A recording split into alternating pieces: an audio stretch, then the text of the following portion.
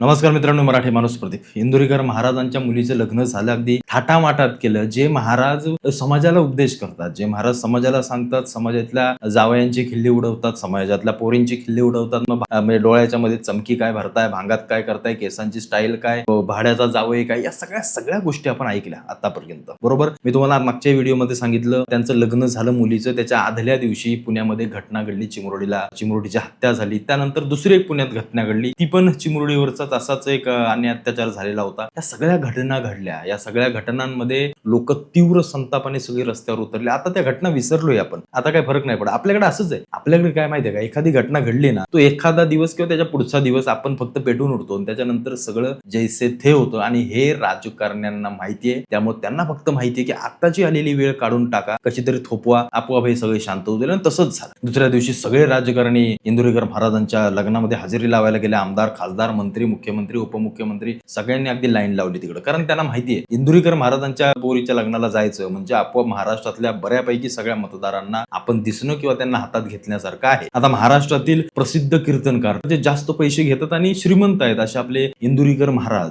जे सांगतात की ज्ञानोबा तुकोबांची गाथा वाचता. पण मला असं वाटतं की आपल्या संतांनी कधी कुठलं प्रवचन देण्यासाठी, प्रबोधन करण्यासाठी समाजाकडून कधी 1 रुपये घेतला नसेल. ठीक आहे, आजच्या जगामध्ये, आजच्या आर्थिक जगामध्ये या सगळ्या गोष्टी तुम्ही करताय, त्याच्याबद्दल वावगं नाहीये, असो, घ्या, निश्चित घ्या. पण तुम्ही जे बोलताय तसं तुम्ही वागा. तुम्ही जर वागत नसाल तर तसं तुम्ही बोलू नका. कारण आपण जेव्हा उपदेश देत असतो लोकांना, आपण जेव्हा लोकांच्या मुलांची खिल्ली उडवत असतो, एखाद्याला भाड्या म्हणत असतो, एखाद्याला काहीतरी विचित्र म्हणत असतो, एखाद्या मुलीची चेष्टा करत असतो, एखाद्या समाजातल्या एखाद्या व्यक्तीवरती, त्याच्या अंगावरती, त्याच्या सगळ्या गोष्टींवरती जेव्हा आपण भाष्य करत असतो, तेव्हा आपण नक्की काय करतोय याचा विचार एकदा करावा. हे इंदुरीकर महाराज कीर्तनातून सांगतात की शेतकऱ्यांना पुरी द्या, शेतकऱ्यांच्या पोरांना पुरी द्या. या इंदुरीकर महाराजांचा जावई करोडो रुपयाची संपत्ती आहे त्याच्याकडे. मग त्या इंदुरीकर महाराजांनी एवढा औदार्य का नाही दाखवलं की एखाद्या चांगल्या, सुशिक्षित, एखाद्या साध्या मुलाला, एखाद्या साध्या शेतकऱ्याला आपली मुलगी द्यावी. हे कसं आहे माहितीये का, ही लोक फक्त बोलण्यापुरते असतात. यांचं आयुष्यात पलीकडे काय चालतं ह्यांना बरोबर सगळं माहितीये. एवढ्या थाटामाटात लग्न केलं, 10 एकरामध्ये सगळ्या गोष्टी केल्या, मोठे मोठे दिग्गज लोक येऊन गेले राजकारणातली, आणि सगळ्या गोष्टी तुम्ही पाहिल्यात. मी काय तुम्हाला खोटं सांगत नाही, ते तुम्ही सर्वांनी पाहिलं. उद्या आहे 11 तारीख, 11 मे आहे उद्या, आणि एकनाथ शिंदेचं गाव दरेगाव, एकनाथ शिंदेच्या दरेगावी पूजा असेल. बहुतेक देवळाची, त्यांच्या किंवा देवाची पूजा असते दरवर्षी. गोंधळ असतो अनेक ठिकाणी, अशा प्रकारची पूजा असेल. आणि तिथं आता इंदुरीकर महाराज जाणार आहेत उद्या. त्यांची तिथं कीर्तन सेवा आहे. असो, त्याच्याबद्दल आपलं काय वावगा आहे का, नाही करावी, त्यांनी कीर्तन सेवा करावी. काही गोष्टी लोकांना तुम्ही चांगल्या सांगताय, सांगा, बिंदास सांगा. या सगळ्या गोष्टींशी माझं वावगं नाही. मी पॉईंटवर आता ह्या येतो. पॉईंट हा आहे की मुलीचं लग्न व्हायच्या आधी पुण्यामध्ये घटना घडली, बरोबर की नाही. आता घटना घडल्यानंतर ती घटना कशाची होती, बलात्काराची होती. बलात्कारामध्ये एखाद्या 3 वर्षाच्या त्या मुलीवरती अत्याचार झाल्याने तिला ठेचून मारलं, मारून टाकलं. या सगळ्या गोष्टी होत असताना एक असा व्यक्ती, कीर्तन सेवा करणारे, प्रबोधन करणारे, समाजाला दिशा दाखवणारे, ज्यांच्याकडून समाज काहीतरी शिकतोय, अशी व्यक्ती, संपूर्ण महाराष्ट्रात प्रसिद्ध असणारे इंदुरीकर महाराज एकही वाक्य त्या घटनेवरती बोलत नाहीत, अवाक्षर शब्द काढत नाहीत. कारण त्यांना असं वाटतंय की लोक असं म्हणतात की महाराज लग्नाच्या सगळ्या धावपळीमध्ये व्यस्त होते. प्रश्न व्यस्त असण्याचा नाहीये, प्रश्न तुम्ही करत असणाऱ्या प्रतिनिधित्वाचा आहे. तुम्ही करत असणाऱ्या एखाद्या समाजाच्या अध्यक्षपदात, तुम्हाला अध्यक्षच म्हटलं पाहिजे. कारण एक गोष्ट लक्षात घ्या, अख्खा समाज जेव्हा एखाद्या व्यक्तीवरती विश्वास ठेवत असतो, त्यावेळी त्या व्यक्तीचं वागणं, चालणं, बोलणं तशा पद्धतीचं असावं लागतं. जर तसं नसेल तर तुम्ही स्वतःला कीर्तनकार म्हणू नका.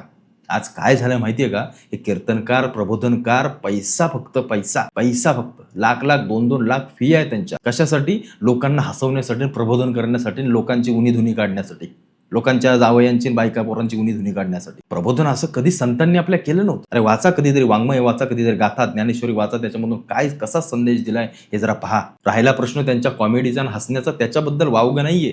वावगं याच्याबद्दल तुम्ही बोलताय तसं वागा, तुम्ही बोलताय तसं वागा. पुण्यातली घटना घडली, मला असं वाटलं त्यावेळेला की निश्चित इंदुरीकर महाराज, एकनाथ शिंदे आहेत, देवेंद्र फडणवीस आलेत, त्यांच्या याच्यामध्ये आवर्जून सांगतील की साहेब काहीही करा पण त्या मुलीला न्याय द्या. अवाक्षर शब्द निघत नाही. आज कुठे मुख्यमंत्र्यांच्या गावाला कीर्तन सेवा करायला, मग सांगा ना, उपमुख्यमंत्र्यांना सांगा, एकनाथ शिंदेंना, की का नाही त्याला ठोकला. चिमुरडी गेली, आज आमची कोणीतरी गेली.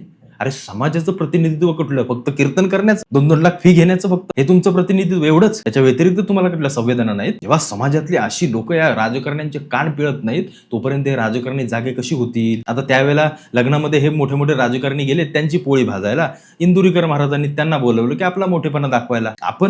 आपण सामान्य, आपण नवले ब्रिज काय अडवतोय, रस्ते काय अडवतोय, का तर चिमुरडी मेली, आपल्याला वाईट वाटतं, अरे बिचारी गेली. पण समाजाचं प्रतिनिधित्व करणाऱ्या किती लोकांना हे वाटतंय की आज काहीतरी माझ्या समाजामध्ये चुकीचं घडलं, माझ्या राज्यामध्ये चुकीचं घडलं, मी लोकांना उपदेश करतोय, तर माझं काम आहे, माझं कर्तव्य आहे की त्या मुलीला पाठराखण करणं. का नाही इंदुरीकर महाराजांनी त्यावेळेला लग्नामध्ये ओरडून किंवा छाती ठोकून सांगितलं की जोपर्यंत या मुलीला न्याय मिळत नाही तोपर्यंत मी माझी कीर्तन सेवा कधी करणार नाही. सांगितलं? नाही सांगू शकत कोणी, नाही सांगू शकत कोणी. स्वतःच्या पोटावर पाय देऊन न्याय मिळवणारे किंवा न्याय मागून घेणारे छत्रपती शिवाजी महाराज आणि त्यांच्यानंतर झालेली सगळी मोठी मांदियाळी पुन्हा तयार होणार नाही हो, नाही होणार. त्या संतांनी स्वतःच्या संसारावरती बेलपत्र ठेवली आणि समाजासाठी वाहून घेतलं, हे संत पुन्हा होणार नाहीत. आणि हे जे आता दिसत आहेत ना संतांचे नाव घेऊन सगळ्या गोष्टी करणारे, हे फक्त पैसा कमवण्याचे धंदे त्यांचे पैसा कमवण्याचे धंदे. म्हणजे मी आतापर्यंत इंदुरीकर महाराजांना एवढं मानत होतो की नाही काहीतरी चांगलं सांगतायत, आजच्या पिढीला काहीतरी चांगलं देत आहेत, पण ह्यांचं काय, यांचं फक्त देणंच आहे, स्वतःमध्ये आत्मसात करणं काहीच नाही, शून्य सगळं. आता कुठं त्या मुलाची सेटिंग बिटिंग लावायच्या मागे लागले. 23 वर्षाचं पोरग आहे, फार ज्ञानी आहे. ते महंत कोण आहेत त्यांनी शास्त्री त्यांनी सांगितलं की फार हुशार 23 वर्षाचा मुलगा आहे. महाराष्ट्रात दुसरा हुशार कोणीच नाही, फक्त इंदुरीकर महाराजांचा मुलगा आहे. का तर कुठेतरी पुढे त्याला आता काहीतरी चिटकवायचं, कुठंतरी महंत बिहंत मठा बेटाचा बनवायचा, अध्यक्ष करून टाकायचा, म्हणजे त्याची लाईफ आपली सेट होऊन जाईल. पण अशी लोक समाजातल्या अशा विषयांवरती बोलत नाहीत ना, मग यांना समाजाला उपदेश द्यायची काही गरज नाही आणि यांना कुणी हक्क दिला नाही, त्यांना कुणी अधिकार दिला नाही. एवढंच मला फक्त सांगणं आहे. इंदुरीकर महाराज फक्त बोलतात आणि मागे पाहायला गेलं की सगळं शून्य दिसतं. त्याला ट्रोल केलेलं दिसलं की मला बोलताय, ज्याची ऐपत आहे, ऐपत प्रत्येकाचीच आहे हो, ऐपत प्रत्येकाचीच आहे. प्रश्न हा असतो की तुम्ही जर नेतृत्व करताय ना तुम्ही तसं वागा, कारण तुमच्या मागून जाणारी माणसं तेवढी आहेत आणि तुम्हीच जर त्या माणसांना भरकटवत असाल तर मग मात्र बोललं पाहिजे. आणि काय विषय माहिती आहे का, खूप जण इंदुरीकर महाराजांवरती बोलायला धजावत होते. म्हटलं नाही, जे चूक आहे ते चूक दाखवलं पाहिजे. तुम्ही उपदेश करताय, चांगला करताय, निश्चित करा, पण तसं तुम्ही वागा, या मताचा मी आहे. तुम्ही त्यांच्या कीर्तन सेवेला माझी ना नाहीये, तिकडे उपमुख्यमंत्र्यांच्या गावी गेलात म्हणून माझी ना नाहीये. तुम्ही त्या मुलीच्या न्यायासाठी किती झटलात, किती काम केलं, किती मंत्र्यांचे कान उपटले, तुम्ही त्यांच्यासोबत बसता उठता, तर तुमचं कर्तव्य का नाही? कारण या लोकांना काही पडलेलं नाही. तुम्ही सांगा, तुम्ही दाखवा मला, मी काय चुकीचं बोलतोय तर मला अवश्य दाखवा की मी हे चुकीचं बोलतोय. झाली ती केस, त्या दिवशी संपली, चिमुरडी निघून गेली.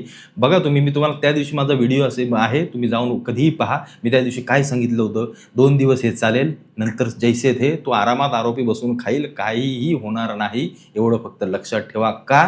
कारण समाजातली अशी संवेदनशील माणसं या राजकारण्यांच्या मांडीला मांडी लावून बसतात आणि त्यांना प्रश्न विचारत नाहीत, म्हणून या सगळ्या गोष्टी होतात. त्या दिवशी इंदुरीकर महाराजांना म्हणजे इकडे अख्ख्या पुण्यामध्ये शोककळा पसरली आणि तिकडे लग्नाचा दंगाना तोडवून टाकलाय लोकांनी. मंत्री संत्री काय मजा करतायत आणि सगळ्या गोष्टी करतायत, पण एकदाही त्यांना साधं बोलावंसं वाटलं नाही, 1 मिनिटं साधी श्रद्धांजली देऊशी वाटली नाही. की असू देत कोणी असोत, पण ते आपली कोणीतरी मुलगी मेले हे त्यांना एकदाही वाटलं नाही. एकदाही स्वतःची असती तर अख्खा महाराष्ट्र पेटवला असता की नाही, बरोबर की नाही? मला ही गोष्ट फार खटकली. बाकी तुम्हाला काय वाटतं सगळ्या विषयाबद्दल मला आवर्जून कळवा.